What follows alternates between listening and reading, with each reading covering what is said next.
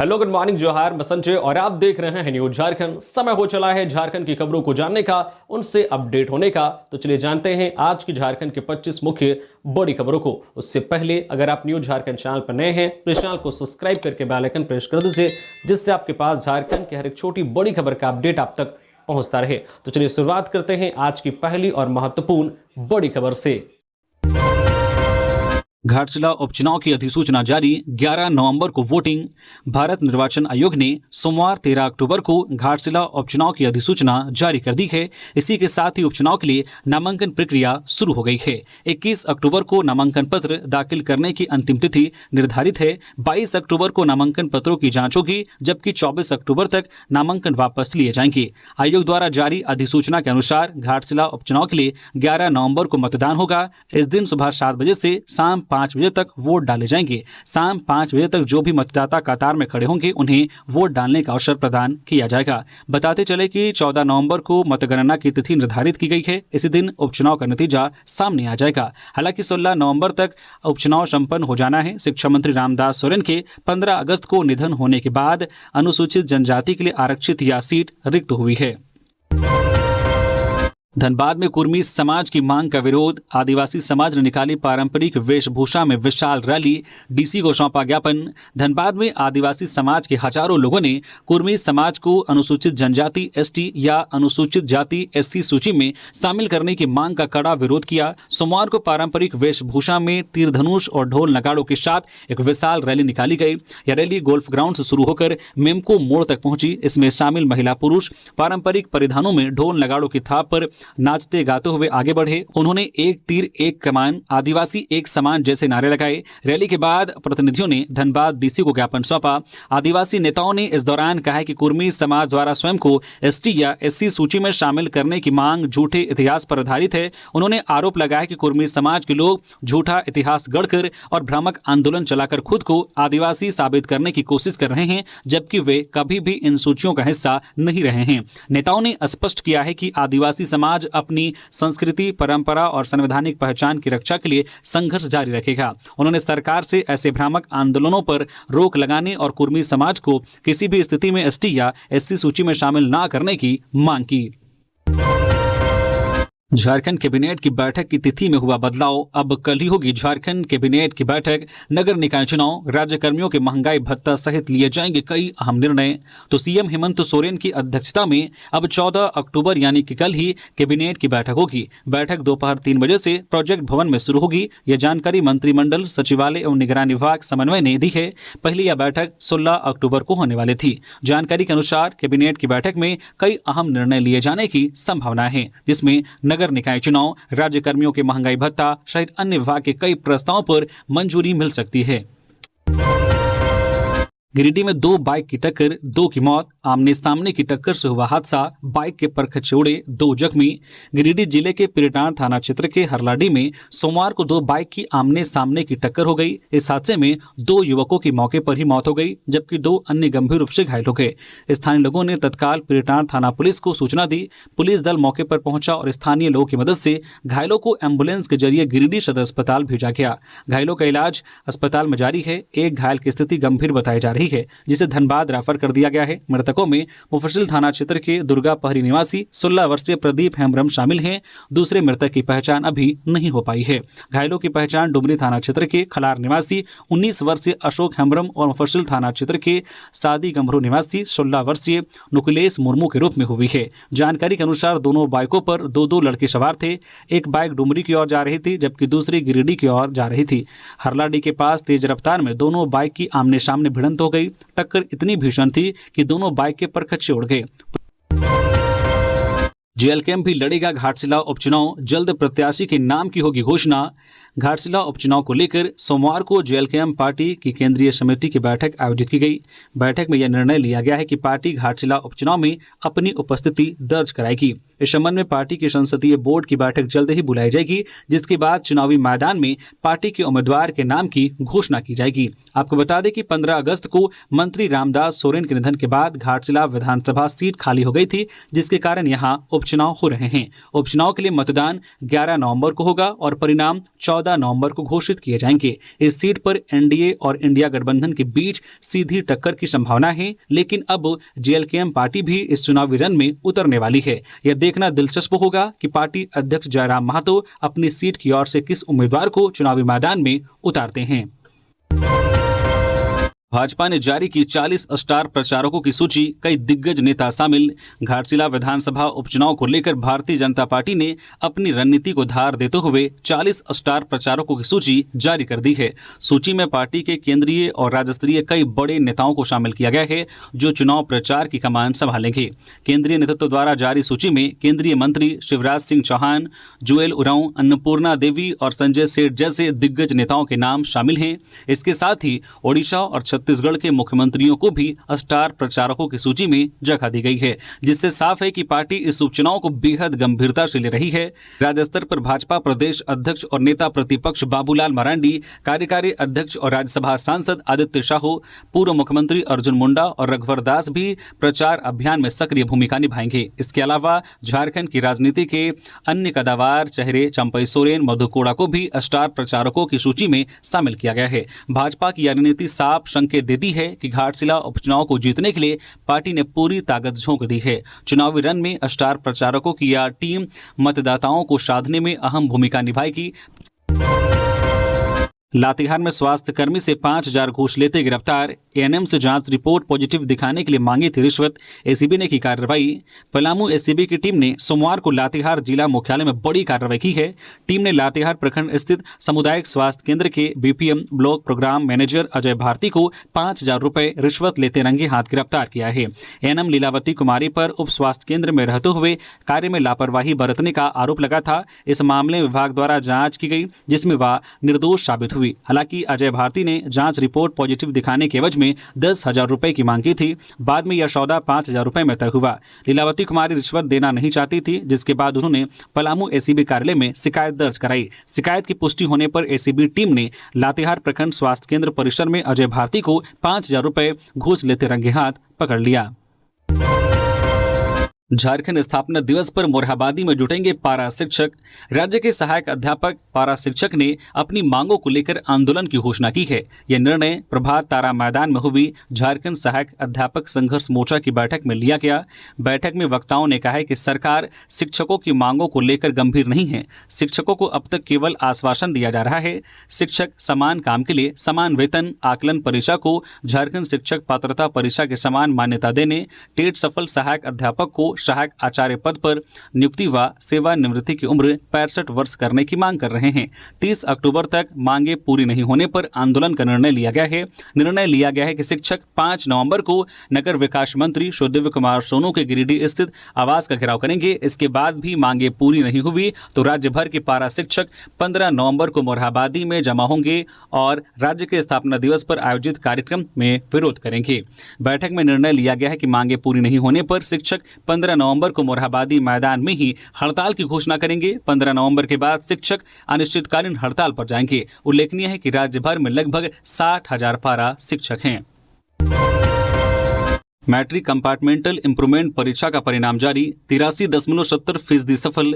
Jharkhand academic council Jack ने matric compartmental और improvement परीक्षा का परिणाम सोमवार को जारी कर दिया। इस परीक्षा में 83.70% छात्र छात्राएं सफल हुए हैं। 23 से 29 अगस्त तक आयोजित हुई इस परीक्षा में 15,298 परीक्षार्थी शामिल हुए थे। उत्तर पुस्तिकाओं का मूल्यांकन 12 सितंबर से किया गया था। मैट्रिक कंपार्टमेंटल और इंप्रूवमेंट परीक्षा में कुल 12,805 छात्र छात्राएं सफल हुए हैं। इनमें से 385 परीक्षार्थी प्रथम श्रेणी से, 7,048 द्वितीय श्रेणी से और 5,372 तृतीय श्रेणी से पास हुए हैं। वही जैक इंटरमीडिएट कंपार्टमेंटल और इंप्रूवमेंट परीक्षा का परिणाम अगले 2 से 3 दिनों के अंदर जारी करेगा। इसकी परीक्षा 23 अगस्त से 1 सितंबर तक हुई थी। लुगुबुरु घंटाबाड़ी राजकीय महोत्सव 2025 की तैयारी शुरू। संथालियों के सबसे बड़े धर्म स्थल पर पहुंचते हैं लाखों श्रद्धालु। बोकारो के ललपनिया स्थित लुगुबुरु घंटाबाड़ी धोरोमगढ़ में आयोजित होने वाले राजकीय महोत्सव 2025 की तैयारी शुरू हो गई है।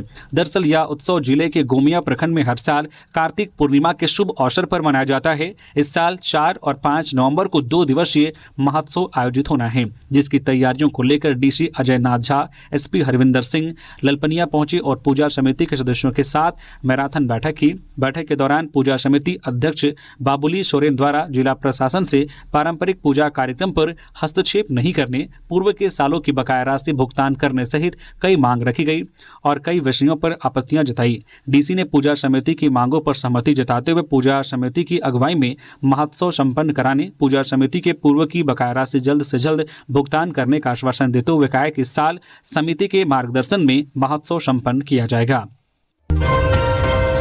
पायलट ट्रेनिंग के दौरान जोहान्सबर्ग में रांची के युवक की दर्दनाक मौत। दक्षिण अफ्रीका के जोहान्सबर्ग से एक दुखद खबर सामने आई है।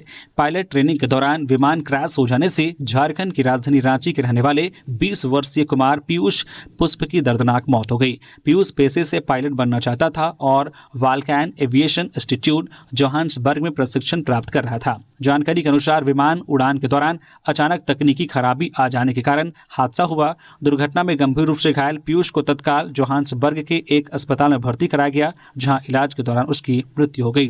पीयूष रांची के अरगोड़ा कट्ठल मोड़ लाजपत नगर का निवासी था और जवाहर विद्या मंदिर शामली का पूर्व छात्र था। वह पूर्व शिक्षक TN साहू का पुत्र था। दुर्घटना की खबर मिलते ही परिवार में कोहराम मच गया है। झारखंड में 15 अक्टूबर से छाए रहेंगे बादल, छिटपुट बारिश की भी संभावना। झारखंड के विभिन्न जिलों में 15 अक्टूबर से आंशिक बादल छाए रहने की संभावना है। वहीं राज्य के कुछ इलाकों में छिटपुट बारिश भी हो सकती है। यह जानकारी मौसम विभाग ने सोमवार को दी है। मौसम विभाग के अनुसार झारखंड के विभिन्न जिलों में 15 और 16 अक्टूबर को आंशिक रूप से बादल छाए रहेंगे। वहीं सोमवार को रांची और आसपास के इलाकों में सुबह से मौसम साफ रहा और अच्छी धूप खिली रही, लेकिन दोपहर बाद आसमान में बादल छा गए और मध्यम गति से हवा चली, जिससे वातावरण में ठंड महसूस की गई। रांची और आसपास के इलाकों में न्यूनतम तापमान में धीरे धीरे कमी दर्ज की जा रही है। पिछले 2 से 3 दिनों में रांची के न्यूनतम तापमान में 2 डिग्री की कमी दर्ज की गई है। झारखंड हाईकोर्ट ने 2 वर्षीय बीएड अभ्यर्थियों के दस्तावेज सत्यापन पर लगाई रोक। झारखंड हाईकोर्ट से 2 वर्षीय बीएड कोर्स करने वाले सहायक शिक्षक अभ्यर्थियों को बड़ी राहत की उम्मीद पर फिलहाल ब्रेक लग गया है। हाईकोर्ट के डबल बेंच ने सोमवार को जेएसएससी की अपील पर सुनवाई करते हुए सिंगल बेंच के आदेश पर अंतरिम रोक लगा दी है। इससे पहले सिंगल बेंच ने सहायक अध्यापक कक्षा 6 से 8 की नियुक्ति प्रक्रिया में 2 वर्षीय बीएड धारकों के दस्तावेजों का सत्यापन करने का निर्देश दिया था। अब इस आदेश पर रोक लगने से फिलहाल 2 वर्षीय बीएड अभ्यर्थी दस्तावेज सत्यापन प्रक्रिया में शामिल नहीं हो पाएंगे। मामले की सुनवाई झारखंड हाईकोर्ट के चीफ जस्टिस तरलोक सिंह चौहान और जस्टिस राजेश शंकर की खंडपीठ में हुई। इस दौरान जेएसएससी की ओर से अधिवक्ता संजय पिपरवाल और अधिवक्ता कुमार प्रिंस ने पक्ष रखा। मंत्री इरफान बोले, मेरे रहते कोई गरीब इलाज से वंचित नहीं रहेगा। हर जिले में 100 गरीब मरीजों का नाम राशन कार्ड से जोड़ेंगे। गरीब और असहाय मरीजों के लिए झारखंड सरकार ने एक बड़ा और संवेदनशील फैसला लिया है। राज्य के खाद्य, सार्वजनिक वितरण एवं उपभोक्ता मामले मंत्री डॉक्टर इरफान अंसारी ने घोषणा की है कि झारखंड के हर जिले में 100 गरीब और गंभीर रूप से बीमार व्यक्तियों के नाम विशेष रूप से राशन कार्ड सूची में जोड़े जाएंगे। इसका मकसद है कि कोई भी व्यक्ति आर्थिक तंगी के कारण इलाज से वंचित न रह जाए और वह आयुष्मान भारत योजना सहित अन्य स्वास्थ्य योजनाओं का लाभ उठा सके। डॉक्टर अंसारी ने कहा कि केंद्र सरकार की उदासीनता के कारण अब तक कई गरीबों की जान इलाज के अभाव में चली गई है। मैंने ठान लिया है कि मेरे रहते किसी गरीब की जान इलाज के बिना नहीं जाएगी। जनता है तभी हम हैं। उन्होंने बताया कि विभाग में कई दौर की चर्चा के बाद यह मानवीय निर्णय लिया गया है। राज्य सरकार ने केंद्र की नीति से अलग हटकर यह विशेष छूट दी है ताकि जिन गरीबों के नाम राशन कार्ड में शामिल नहीं हो पाए थे उन्हें तत्काल राहत मिल सके।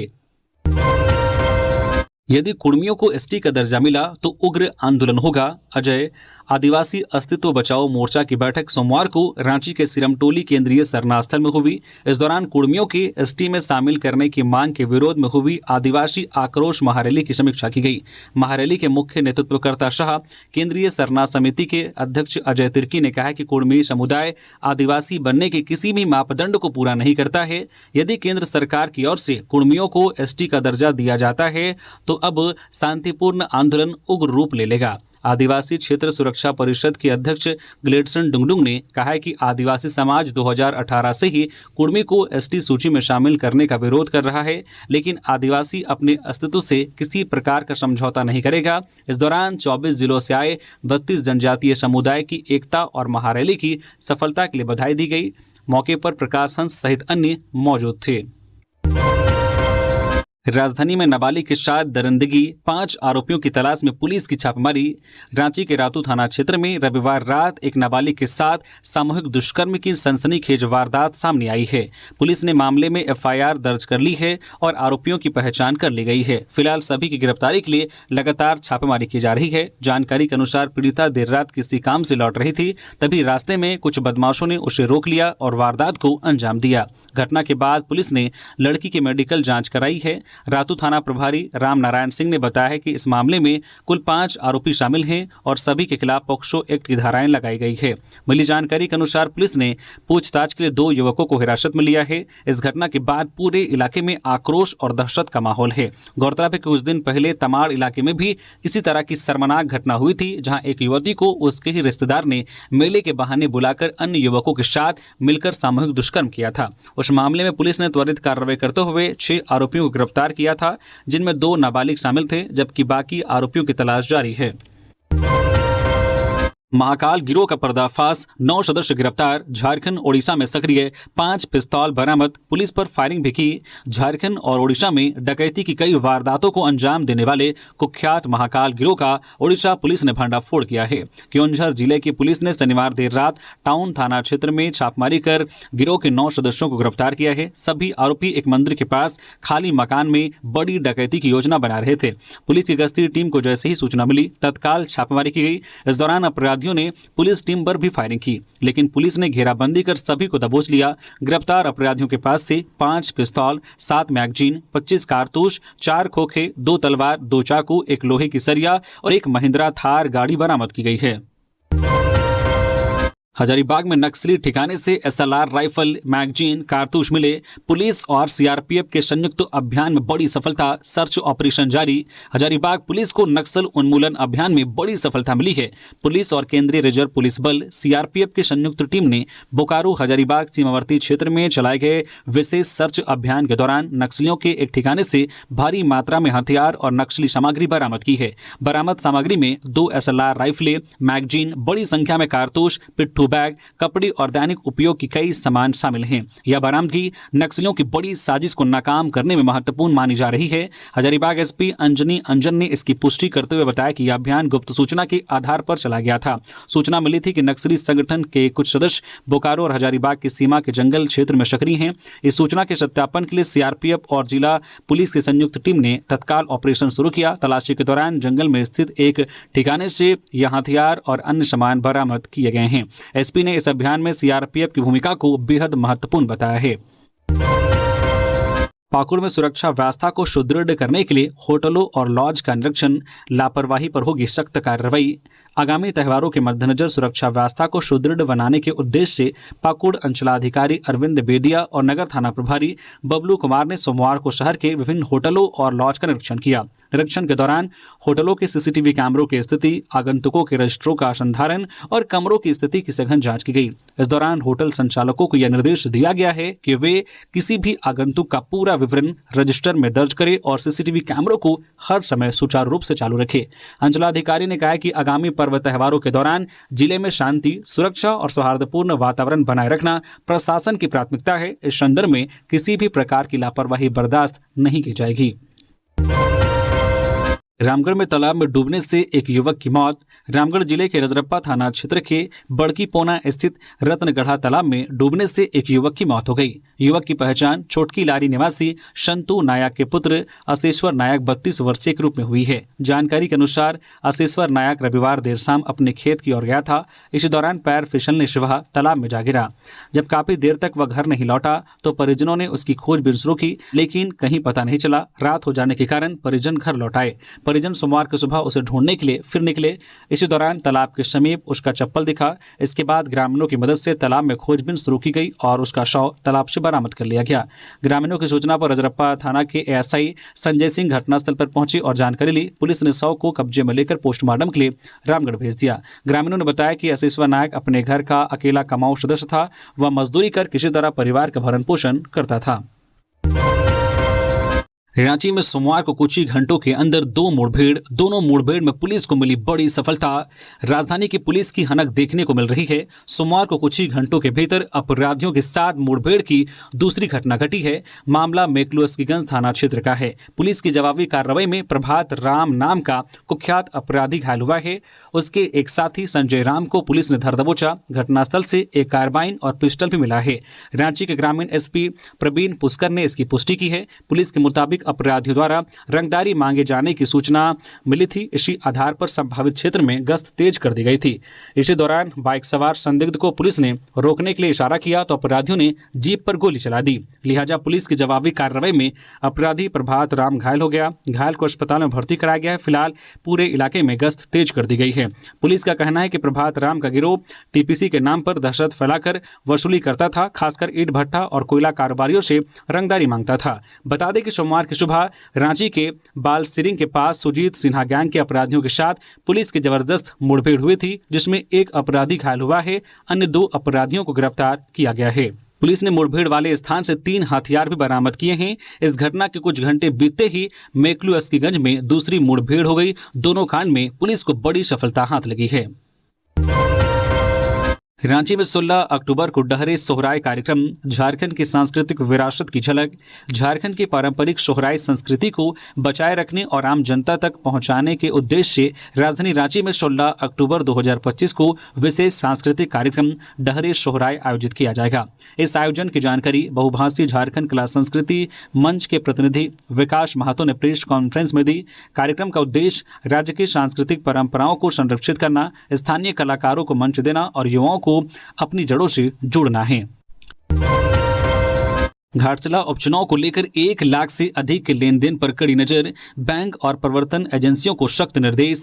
पूर्वी सिंहभूम समाहरणालय सभागार में घाटशिला उपचुनाव के मद्देनजर नियुक्त व्यय प्रेक्षक दिलीप कुमार राठौर और जिला निर्वाचन पदाधिकारी कर्ण सत्यार्थी द्वारा जिले के बैंकर्स तथा सभी प्रवर्तन एजेंसियों के साथ बैठक कर विधानसभा उपचुनाव के लिए आवश्यक दिशा निर्देश दिए गए। बैठक में यह स्पष्ट निर्देश दिया गया है कि चुनाव के दौरान राजनीतिक दलों और प्रत्याशियों द्वारा धन बल का प्रयोग कर निर्वाचन प्रक्रिया और मतदाताओं को प्रभावित न किया जा सके।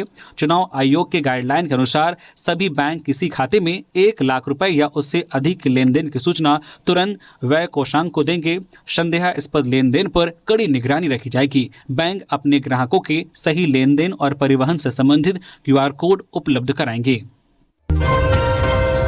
आगामी पर्व दीपावली और छठ को लेकर डीजीपी ने की सुरक्षा तैयारियों पर समीक्षा बैठक।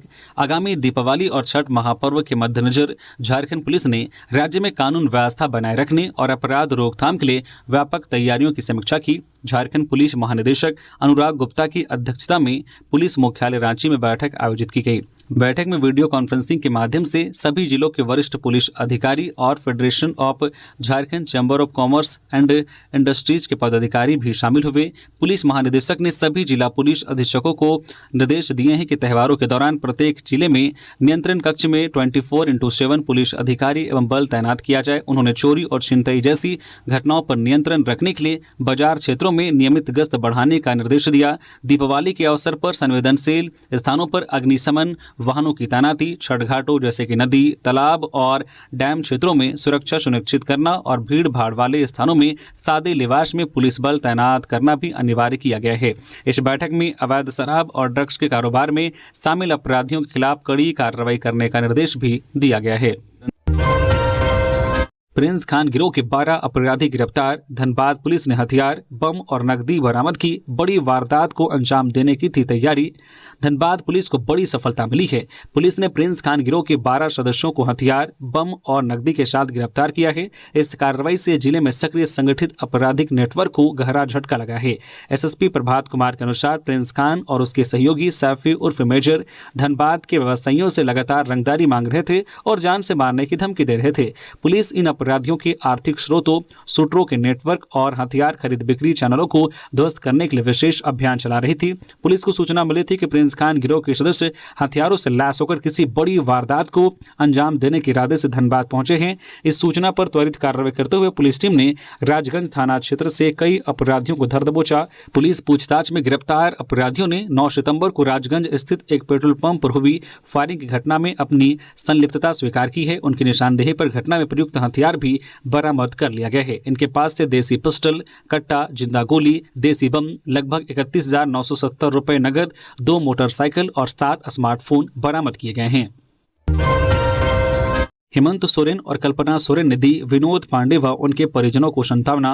मुख्यमंत्री हेमंत सोरेन एवं विधायक कल्पना सोरेन ने सोमवार को राज्य समन्वय समिति के सदस्य शाह झारखंड मुक्ति मोर्चा के केंद्रीय महासचिव विनोद कुमार पांडे के हरमू हाउसिंग कॉलोनी रांची स्थित आवास पहुंचकर उनकी माता जलेश्वरी देवी के निधन पर गहरी शोक संवेदना प्रकट की।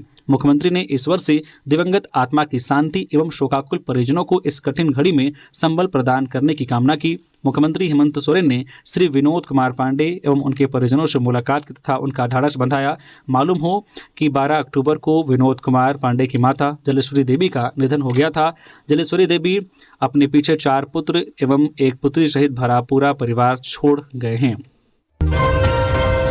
घाटशिला उपचुनाव प्रत्याशी के नाम की घोषणा से पहले सोमेश सोरेन ने खरीदा नामांकन पर्चा। घाटशिला विधानसभा क्षेत्र में उपचुनाव के लिए भले ही झारखंड मुक्ति मोर्चा और भारतीय जनता पार्टी ने अपने अपने उम्मीदवारों के नाम की घोषणा अभी तक नहीं की है, लेकिन उपचुनाव के मद्देनजर गजट नोटिफिकेशन के पहले दिन स्वर्गीय रामदास सोरेन के बड़े बेटे सोमेश सोरेन ने अपने नाम निर्देशन प्रपत्र की खरीद कर ली है। हालांकि अब तक झारखंड मुक्ति मोर्चा की ओर से अपने प्रत्याशी के नाम की आधिकारिक घोषणा नहीं की गई है, लेकिन इससे पूर्व ही सोमेश चंद्र सोरेन ने नामांकन प्रपत्र खरीदकर अपने चुनाव लड़ने और पिता के उत्तराधिकार को संभालने की प्रबल इच्छा जाहिर कर दी है।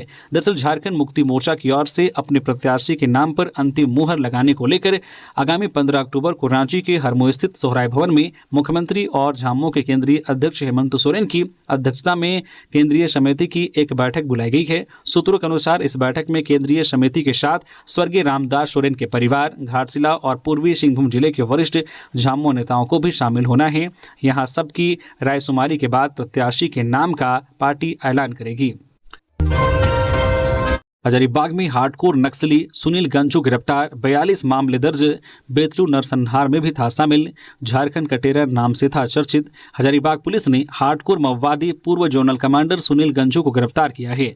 उस पर विभिन्न थानों में 42 मामले दर्ज हैं। इसे झारखंड का टेरर भी कहा जाता था और यह राज्य के बहुचर्चित बेतलू नरसंहार मामले में भी संलिप्त था। सुनील गंजू 1990 से भाकपा माओवादी में सक्रिय था और 2018 में जेल से निकलने के बाद फिर से संगठन में शामिल होकर विभिन्न घटनाओं को अंजाम दे रहा था। वह भाकपा माओवादी के उत्तरी छोटानागपुर के रीजनल कमांडर सहदेव महातो और सब जोनल कमांडर नताशा को भी आश्रय देता था। हजारीबाग एसपी अंजनी अंजन ने बताया कि गुप्त सूचना मिली थी कि जोरा काट में 4 से 5 संदिग्ध व्यक्ति सक्रिय हैं। पुलिस ने घेराबंदी कर उन्हें पकड़ने का प्रयास किया, जिसमें एक व्यक्ति को झोले के साथ पकड़ा गया। अन्य संदिग्ध जंगल का लाभ उठाकर भागने में सफल रहे। पकड़े गए संदिग्ध से पूछताछ करने पर उसने अपना नाम सुनील गंजू बताया, जो मूल रूप से चतरा के पथलगड्डा का रहने वाला है। रामगढ़ में रैयत विस्थापितों का प्रदर्शन, भुरकुंडा रोड सेल में कोयला लोडिंग ठप, पारंपरिक हथियार के साथ विरोध। रामगढ़ जिले के बरका सयाल क्षेत्र स्थित भुरकुंडा रोड सेल में रैयत विस्थापित मोर्चा और झारखंडी बेरोजगार संघर्ष समिति ने अपनी मांगों को लेकर विरोध प्रदर्शन किया। इस प्रदर्शन के कारण सोमवार से शुरू होने वाली कोयले की लोडिंग का काम ठप हो गया। प्रदर्शनकारियों का कहना है कि उन्होंने सीसीएल प्रबंधन को कई बार ज्ञापन सौंपकर विस्थापितों को रोजगार से जोड़ने की मांग की है, लेकिन अब तक कोई सकारात्मक पहल नहीं हुई है। प्रबंधन उन्हें भागीदारी देने से वंचित कर रहा है, जिसका वे विरोध कर रहे हैं। विरोध प्रदर्शन के चलते भुरकुंडा रोड सेल में गाड़ियों में कोयले की लोडिंग शुरू नहीं हो पाई। सीसीएल प्रबंधन ने कहा है कि जब तक आपसी तालमेल और सकारात्मक पहल नहीं होती, तब तक सेल चालू नहीं होगा। ग्रामीण पारंपरिक हथियार और ढोल नगाड़ों के साथ लोडिंग पॉइंट के पास लगातार नारेबाजी कर रहे हैं। पुलिस ने 4 अपराधियों को हथियार के साथ पकड़ा। जमशेदपुर में नदी किनारे अपराध की साजिश रच रहे थे। 3 जिंदा कारतूस बरामद। जमशेदपुर में पुलिस ने रविवार देर रात एक बड़ी कार्रवाई की है। सीताराम डेरा थाना क्षेत्र के कल्याण नगर स्थित स्वर्णरेखा नदी तट के पास से 4 युवकों को हथियारों के साथ गिरफ्तार किया है। ये युवक अपराध की साजिश रच रहे थे। गिरफ्तार अपराधियों की पहचान किशन गागराई, मंगल गागराई, करण मुंडारी और अभय नामता के रूप में हुई है। पुलिस ने उनके पास से एक पिस्तौल, एक देशी कट्टा और 3 जिंदा कारतूस बरामद किए गए हैं। रांची नगर निगम द्वारा 9 अवैध होर्डिंग्स हटाए गए। शहर को साफ और सुंदर रखने के लिए रांची नगर निगम ने फिर से अवैध होर्डिंग्स के खिलाफ अभियान चलाया है। प्रशासक सुशांत गौरव के निर्देश पर निगम की बाजार शाखा टीम ने सोमवार को रातू रोड से ITI बस स्टैंड तक कार्रवाई की। इस दौरान 9 अवैध होर्डिंग्स को काटकर पूरी तरह से हटा दिया गया। निगम के अधिकारियों ने बताया कि बिना अनुमति लगाए गए होर्डिंग्स शहर की खूबसूरती बिगाड़ते हैं और ट्रैफिक में दिक्कत भी पैदा करते हैं, इसलिए ऐसे सभी बोर्ड और बैनर हटाए जा रहे हैं। नगर निगम अब हर वार्ड में सर्वे कर रहा है ताकि जहां भी अवैध होर्डिंग्स हो उन्हें जल्द हटाया जा सके। साथ ही जिन एजेंसियों को विज्ञापन लगाने की मंजूरी मिली है उन्हें साफ निर्देश दिया गया है कि वे केवल तय जगहों पर ही बोर्ड लगाएं। पलामू में 2 निजी अस्पतालों में गड़बड़ी उजागर, एक सील, दूसरे पर अस्थायी रोक। पलामू जिला प्रशासन द्वारा आम जनता को बेहतर चिकित्सा सुविधा उपलब्ध कराने के उद्देश्य से होशंगाबाद अनुमंडल क्षेत्र में संचालित 2 निजी अस्पतालों का निरीक्षण किया गया। उपायुक्त समीरा एस के निर्देश पर गठित टीम ने निरीक्षण के दौरान होशंगाबाद के अंबेडकर नगर स्थित KK हॉस्पिटल एवं पथरा रोड गजना में संचालित आदर्श हॉस्पिटल में कई कमियां पाई। इन कमियों के मद्देनजर निरीक्षण टीम द्वारा KK हॉस्पिटल को तत्काल सील कर दिया गया। वहीं आदर्श हॉस्पिटल में चिकित्सीय कार्यों के संचालन पर रोक लगा दी गई। निरीक्षण टीम का नेतृत्व अंचल अधिकारी पंकज कुमार, अनुमंडलीय अस्पताल होशंगाबाद के उपाधीक्षक डॉक्टर संजय कुमार रवि एवं थाना प्रभारी सोनू कुमार कर रहे थे। धनबाद में आयोजित हुआ आत्मनिर्भर भारत कार्यक्रम। केंद्रीय रक्षा राज्य मंत्री संजय सेठ ने युवाओं को स्वदेशी उत्पादों को अपनाने के लिए प्रेरित किया। धनबाद जिले के सिंदरी विधानसभा क्षेत्र स्थित पराजन्य BEd कॉलेज में आत्मनिर्भर भारत संकल्प अभियान कार्यक्रम आयोजित किया गया। इस कार्यक्रम में केंद्रीय रक्षा राज्य मंत्री संजय सेठ मुख्य अतिथि के रूप में शामिल हुए। अपने संबोधन में मंत्री संजय सेठ ने कहा है कि आत्मनिर्भर भारत केवल एक नारा नहीं बल्कि देश के प्रत्येक नागरिक का संकल्प है। उन्होंने युवाओं से स्वरोजगार, नामाचार और स्थानीय उत्पादों को बढ़ावा देकर देश की आर्थिक मजबूती में योगदान देने की अपील की है। मंत्री ने बताया कि प्रधानमंत्री नरेंद्र मोदी के नेतृत्व में भारत तेजी से आत्मनिर्भरता की ओर आगे बढ़ रहा है। उन्होंने प्रधानमंत्री मुद्रा योजना, स्टार्टअप इंडिया, स्किल इंडिया और डिजिटल इंडिया जैसी केंद्र सरकार की जन कल्याणकारी योजनाओं को युवाओं के लिए आत्मनिर्भर बनने का अवसर बताया। जामताड़ा में ट्रक ने कई वाहनों को मारी टक्कर, हादसे में 2 घायल। बंगाल जाते वक्त हुई घटना, नशे में था ड्राइवर। जामताड़ा के मिहिजाम थाना क्षेत्र में सोमवार को एक तेज रफ्तार ट्रक अनियंत्रित होकर दुर्घटनाग्रस्त हो गया। खाली ट्रक जामताड़ा से बंगाल की ओर जा रहा था, तभी ढेकीपाड़ा के पास तीखे मोड़ पर यह हादसा हुआ। ट्रक ने सबसे पहले सामने से आ रहे एक मालवाहक ऑटो में टक्कर मारी। ऑटो चालक प्रेम शंकर ने बताया कि उनके वाहन में रंग की बोरियां लदी थी जो जामताड़ा से बराकर जा रही थी। टक्कर इतनी भीषण थी कि ऑटो पलट गया और सारा सामान सड़क पर बिखर गया। प्रत्यक्षदर्शियों के मुताबिक ट्रक चालक शराब के नशे में धुत था। पहली टक्कर के बाद वह ट्रक लेकर भागने लगा। इसी दौरान उसने सड़क किनारे खड़ी एक अपाची बाइक को भी रौंद दिया। बाइक सवार 2 युवक गंभीर रूप से घायल हो गए, जिन्हें तुरंत जामताड़ा सदर अस्पताल में भर्ती करा गया है। भागते हुए ट्रक ने रास्ते में एक भैंस को भी टक्कर मार दी, जिससे आम बगान निवासी नारायण यादव की भैंस घायल हो गई। स्थानीय लोगों ने तुरंत पुलिस को सूचना दी और ट्रक का पीछा कर चितरंजन रेलवे स्टेशन के पास चालक को पकड़ लिया। पुलिस मौके पर पहुंची और स्थिति को नियंत्रित किया। थाना प्रभारी विवेकानंद दुबे ने बताया कि ट्रक को जब्त कर लिया गया है। चालक राजकुमार महतो 41 वर्षीय और खलासी बन्नू बावरी 45 वर्षीय को हिरासत में लिया गया है। पुलिस ने चालक के खिलाफ नशे में वाहन चलाने और लापरवाही से गाड़ी चलाने का मामला दर्ज किया है। तो ये थी झारखंड की टॉप बड़ी खबरें। इसी तरह से झारखंड की हर एक छोटी बड़ी खबर देखने के लिए प्लीज न्यूज झारखंड चैनल को सब्सक्राइब करके बेल आइकन प्रेस कर दीजिए, जिससे आपके पास झारखंड की हर एक छोटी बड़ी खबर का अपडेट आप तक पहुंचता रहे। तो अभी के लिए बस इतना ही, हमें दीजिए इजाजत, फिर मिलते हैं नेक्स्ट खबरों के साथ। धन्यवाद।